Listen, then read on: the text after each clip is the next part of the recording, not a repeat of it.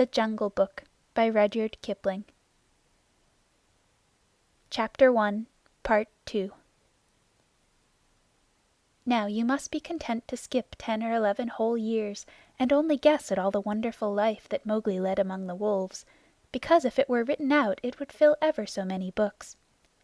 He grew up with the cubs, though they, of course, were grown wolves almost before he was a child.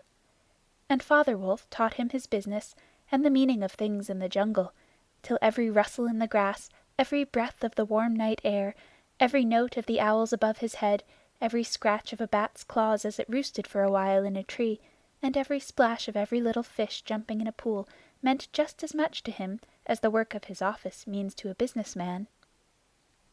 When he was not learning, he sat out in the sun and slept and ate and went to sleep again.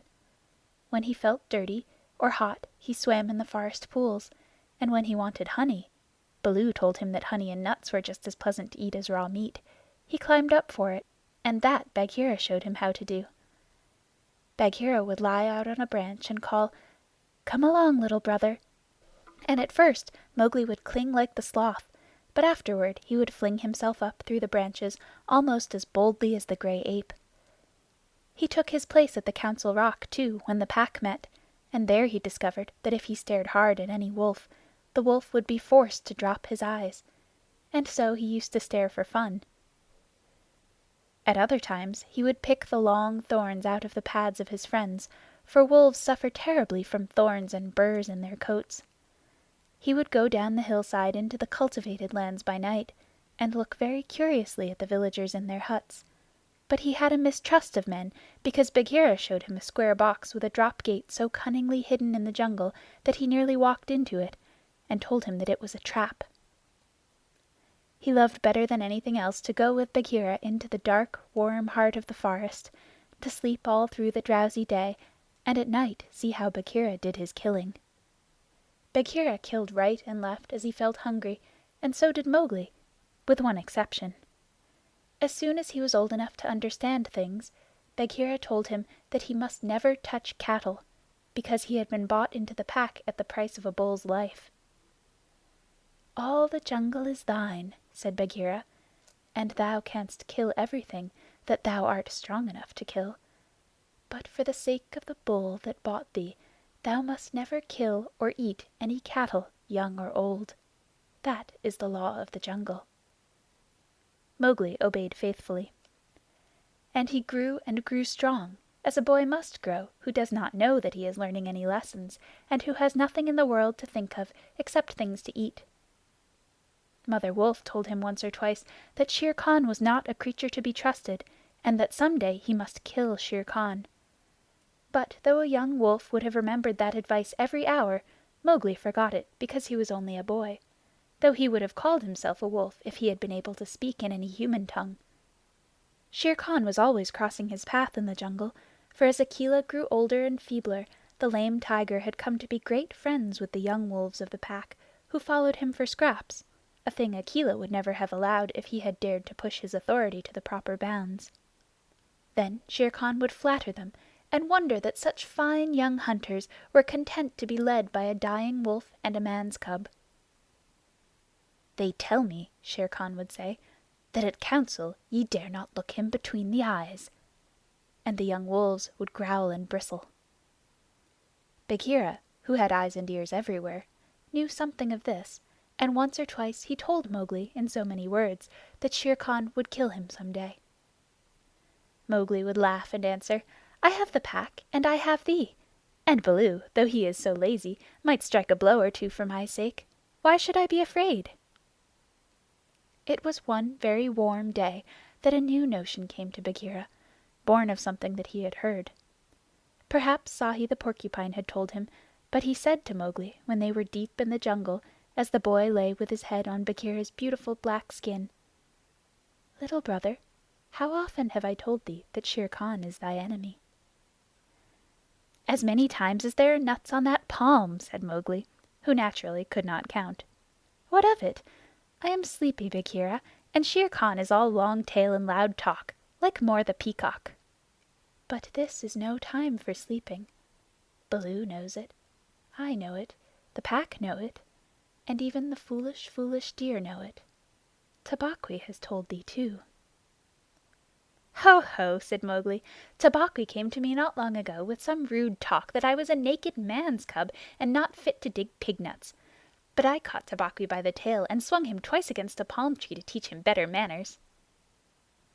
"That was foolish, for though Tabaqui is a mischief maker, he would have told thee something that concerned thee closely. Open those eyes, Little Brother. Shere Khan dare not kill thee in the jungle. But remember, Akela is very old, and soon the day comes when he cannot kill his buck, and then he will be a leader no more. Many of the wolves that looked thee over when thou wast brought to the council first are old too, and the young wolves believe, as Shere Khan has taught them, that a man-cub has no place with the pack. In a little time thou wilt be a man." "And what is a man that he should not run with his brothers?" said Mowgli. "I was born in the jungle. I have obeyed the law of the jungle, and there is no wolf of ours from whose paws I have not pulled a thorn. Surely they are my brothers." Bagheera stretched himself at full length and half shut his eyes. "Little Brother," said he, "feel under my jaw." Mowgli put up his strong brown hand, and just under Bagheera's silky chin, where the giant rolling muscles were all hid by the glossy hair, he came upon a little bald spot. "There is no one in the jungle that knows that I, Bagheera, carry that mark, the mark of the collar. And yet, Little Brother, I was born among men, and it was among men that my mother died, in the cages of the king's palace at Oodeypore. It was because of this that I paid the price for thee at the council when thou wast a little naked cub. Yes, I too was born among men. I had never seen the jungle. They fed me behind bars from an iron pan, till one night I felt that I was Bagheera, the panther, and no man's plaything, and I broke the silly lock with one blow of my paw and came away. And because I had learned the ways of men, I became more terrible in the jungle than Shere Khan. Is it not so?" "Yes," said Mowgli. "All the jungle fear Bagheera. All except Mowgli." "Oh, thou art a man's cub," said the Black Panther very tenderly. "And even as I return to my jungle, so thou must go back to men at last, to the men who are thy brothers, if thou art not killed in the council." "But why should any wish to kill me?" said Mowgli. "Look at me," said Bagheera, and Mowgli looked at him steadily between the eyes. The big panther turned his head away in half a minute.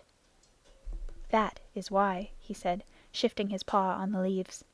"Not even I can look thee between the eyes, and I was born among men, and I love thee, Little Brother. The others, they hate thee because their eyes cannot meet thine, because thou art wise, because thou hast pulled out thorns from their feet, because thou art a man." "I did not know these things," said Mowgli sullenly, and he frowned under his heavy black eyebrows. "What is the law of the jungle? Strike first, and then give tongue. By thy very carelessness they know that thou art a man. But be wise. It is in my heart that when Akela misses his next kill, and at each hunt it costs him more to pin the buck, the pack will turn against him and against thee. They will hold a jungle council at the rock, and then. "I have it!" said Bagheera, leaping up. "Go thou down quickly to the men's huts in the valley, and take some of the red flower which they grow in there, so that when the time comes thou mayest have even a stronger friend than I or Baloo or those of the pack that love thee. Get the red flower."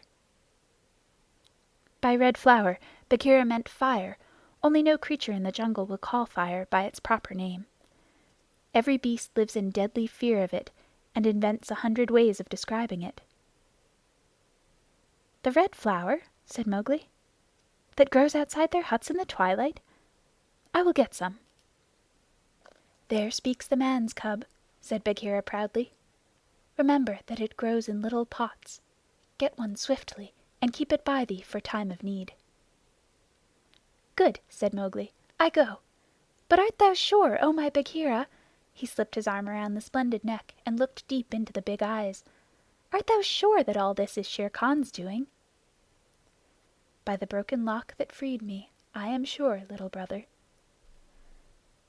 "Then by the bull that bought me, I will pay Shere Khan full tale for this, and it may be a little over," said Mowgli, and he bounded away. "That is a man. That is all a man," said Bagheera to himself, lying down again. "Oh, Shere Khan, never was a blacker hunting than that frog hunt of thine 10 years ago." Mowgli was far and far through the forest, running hard, and his heart was hot in him. He came to the cave as the evening mist rose, and drew breath and looked down the valley. The cubs were out, but Mother Wolf, at the back of the cave, knew by his breathing that something was troubling her frog. "What is it, son?" she said. "Some bat's chatter of Shere Khan," he called back. "I hunt among the plowed fields tonight," and he plunged downward through the bushes to the stream at the bottom of the valley. There he checked, for he heard the yell of the Pack hunting, heard the bellow of a hunted Sambhur, and the snort as the buck turned at bay. Then there were wicked, bitter howls from the young wolves. "Akela! Akela! Let the lone wolf show his strength! Room for the leader of the Pack! Spring, Akela!" The lone wolf must have sprung and missed his hold, for Mowgli heard the snap of his teeth and then a yelp as the Sambhur knocked him over with his forefeet. He did not wait for anything more, but dashed on, and the yells grew fainter behind him as he ran into the croplands where the villagers lived. "Bagheera spoke truth," he panted, as he nestled down in some cattle fodder by the window of a hut. "Tomorrow is one day both for Akela and for me." Then he pressed his face close to the window and watched the fire on the hearth. He saw the husbandman's wife get up and feed it in the night with black lumps, and when the morning came and the mists were all white and cold, he saw the man's child pick up a wicker pot plastered inside with earth, fill it with lumps of red-hot charcoal, put it under his blanket, and go out to tend the cows in the byre. "Is that all?" said Mowgli. "If a cub can do it, there is nothing to fear." So he strode round the corner and met the boy, took the pot from his hand, and disappeared into the mist, while the boy howled with fear. "They are very like me," said Mowgli, blowing into the pot as he had seen the woman do. "This thing will die if I do not give it things to eat." And he dropped twigs and dried bark on the red stuff. Halfway up the hill he met Bagheera, with the morning dew shining like moonstones on his coat. "Akela has missed," said the panther. "They would have killed him last night, but they needed thee also. They were looking for thee on the hill." "I was among the plowed lands. I am ready. See!" Mowgli held up the fire pot. "Good. Now I have seen men thrust a dry branch into that stuff, and presently the red flower blossomed at the end of it. Art thou not afraid?" "No. Why should I fear? I remember now, if it is not a dream, how before I was a wolf I lay beside the red flower, and it was warm and pleasant." All that day Mowgli sat in the cave tending his fire pot and dipping dry branches into it to see how they looked. He found a branch that satisfied him, and in the evening when Tabaqui came to the cave and told him rudely enough that he was wanted at the Council Rock, he laughed till Tabaqui ran away. Then Mowgli went to the council, still laughing. Akela the lone wolf lay by the side of his rock as a sign that the leadership of the Pack was open, and Shere Khan, with his following of scrap-fed wolves, walked to and fro, openly being flattered. Bagheera lay close to Mowgli, and the fire pot was between Mowgli's knees. When they were all gathered together, Shere Khan began to speak, a thing he would never have dared to do when Akela was in his prime. "He has no right," whispered Bagheera. "Say so. He is a dog's son. He will be frightened." Mowgli sprang to his feet. "Free People!" he cried. "Does Shere Khan lead the Pack? What has a tiger to do with our leadership?" "Seeing that the leadership is yet open, and being asked to speak," Shere Khan began. "By whom?" said Mowgli. "Are we all jackals, to fawn on this cattle butcher? The leadership of the Pack is with the Pack alone." There were yells of "Silence, thou man's cub! Let him speak. He has kept our law." And at last the seniors of the Pack thundered, "Let the dead wolf speak." When a leader of the pack has missed his kill, he is called the dead wolf as long as he lives, which is not long." Akela raised his old head wearily. "Free People, and ye too, jackals of Shere Khan, for 12 seasons I have led ye to and from the kill, and in all that time not one has been trapped or maimed. Now I have missed my kill. Ye know how that plot was made. Ye know how ye brought me up to an untried buck to make my weakness known. It was cleverly done.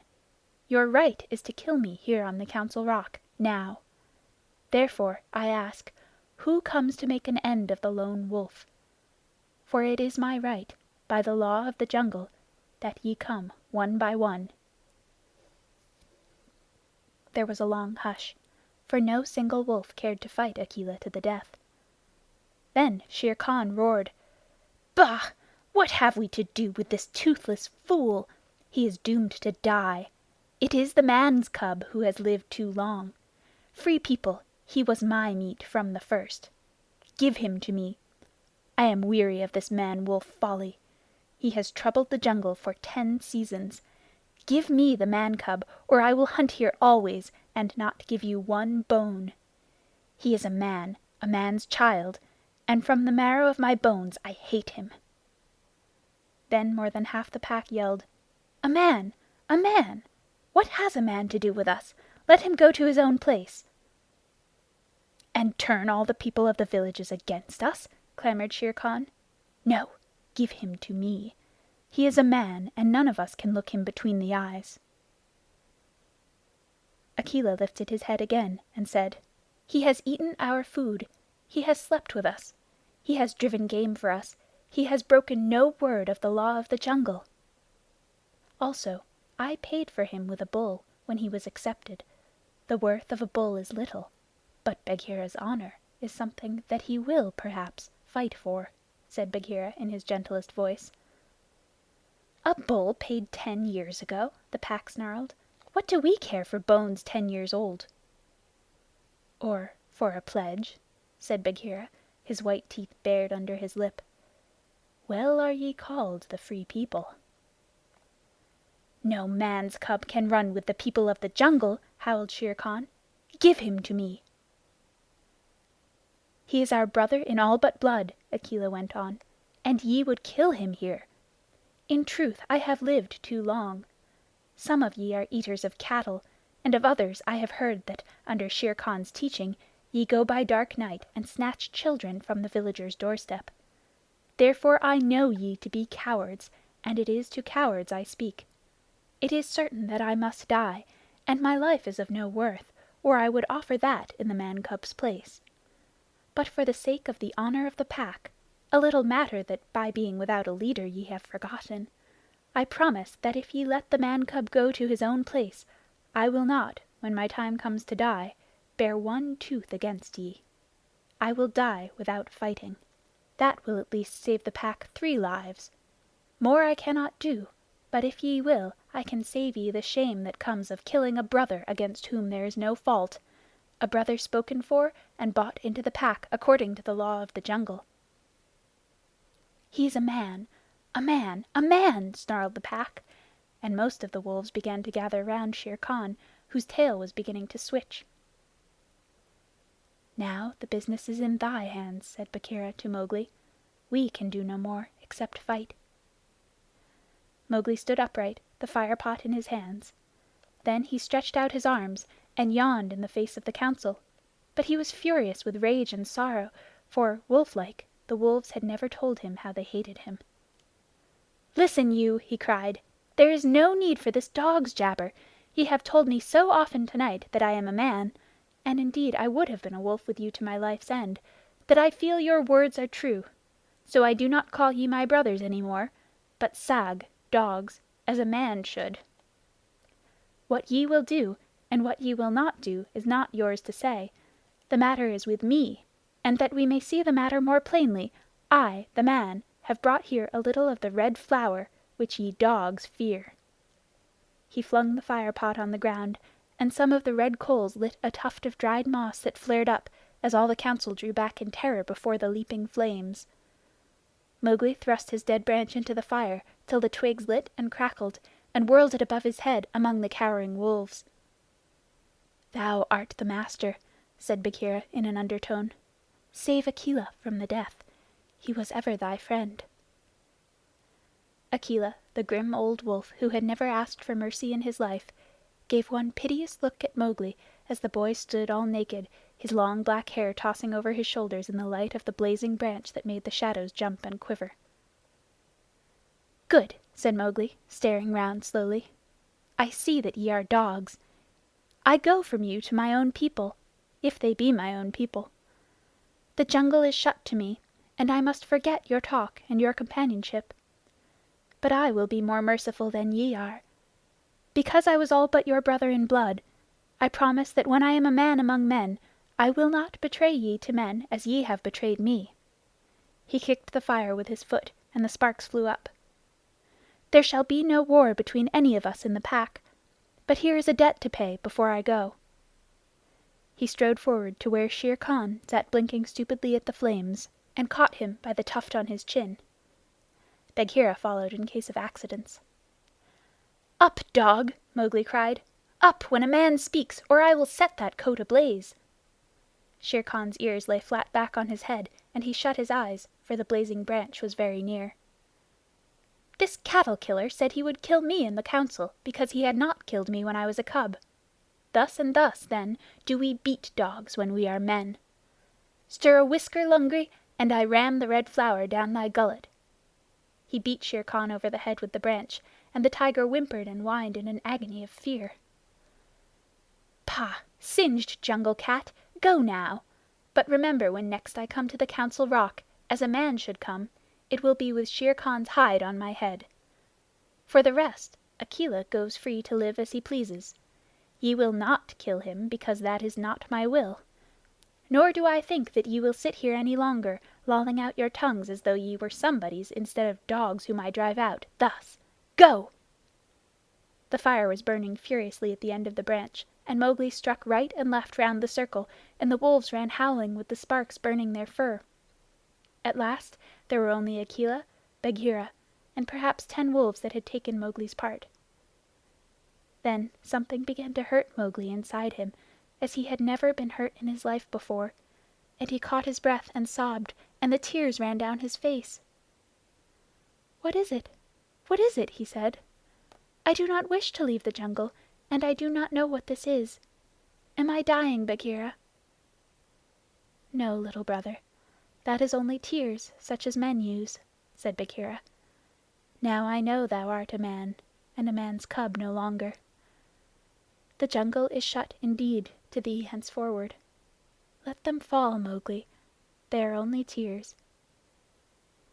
So Mowgli sat and cried as though his heart would break, and he had never cried in all his life before. "Now," he said, "I will go to men. But first I must say farewell to my mother." And he went to the cave where she lived with Father Wolf, and he cried on her coat, while the 4 cubs howled miserably. "You will not forget me?" said Mowgli. "Never while we can follow a trail," said the cubs. "Come to the foot of the hill when thou art a man, and we will talk to thee, and we will come into the croplands to play with thee by night." "Come soon," said Father Wolf. "O wise little frog, come again soon, for we be old, thy mother and I."